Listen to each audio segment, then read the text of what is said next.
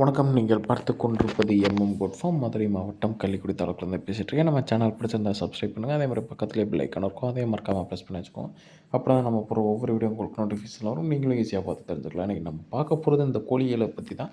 குறிப்பாக இந்த கிராமப்பிரியான்ற ஒரு கோழிகளை பற்றி தான் நம்ம ஒரு முழு காணொலியாக பார்க்க போகிறோம். நம்ம விதைகள் விற்பனை செஞ்சுட்டு வந்துட்டுருக்கோம். அகத்தி, கோயை ஃபஸ்ட் 29, வேலி மசால், சவுண்டல்.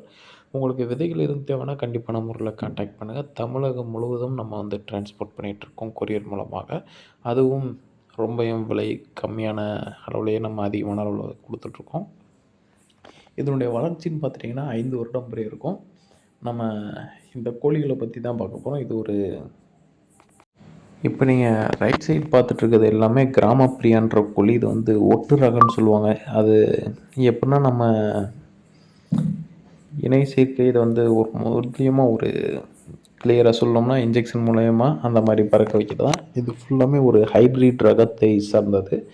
இது ஒரு பிராய்லர் கோழின்னு கூட சொல்லலாம். ஏன்னா நம்ம வந்து இந்த நாட்டுக்கோழி கலர்லேயே இவங்க வந்து ப்ரொடக்ட்ஸ் பண்ணுறாங்க. இதை வந்து வளர்ப்பு கோழி, பண்ணை கோழின்டுவாங்க.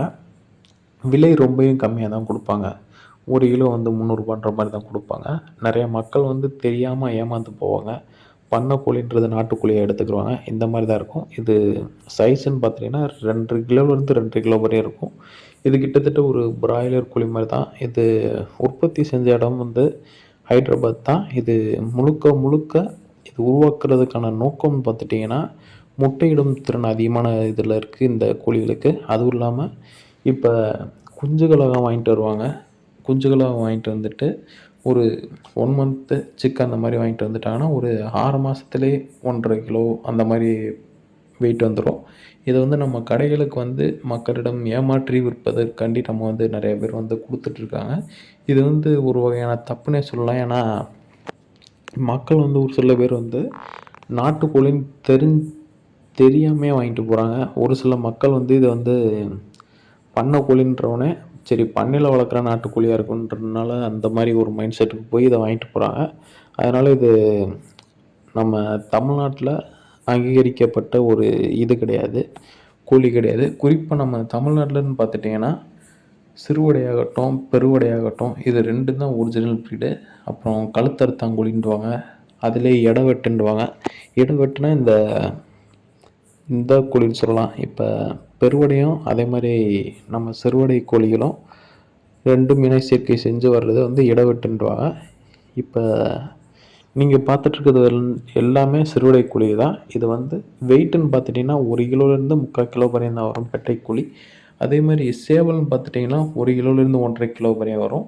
இது பெருவடைன்னு எடுத்துட்டிங்கன்னா 4 கிலோ வரையும் வரும் பெட்டை கோழி. 2 கிலோ ஒரு 2 கிலோலேருந்து 2.5 கிலோ வரையும் வரும்னு கூட வச்சுக்குவோம் பெட்டைக்கோழி. இது சேவலில் பார்த்துட்டிங்கன்னா 5 கிலோ வரையும் வரும். குறிப்பாக சண்டை சேவல்டுவாங்க.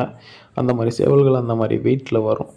ஆனால் நம்ம சொல்கிற இந்த 2 இதுவுமே இந்த தமிழ்நாட்டு இனத்தை சார்ந்தது தான். அதை மக்கள் எந்த விதமான யோசனையும் இல்லாமல் நம்ம வந்து வாங்கி சாப்பிட்லாம்.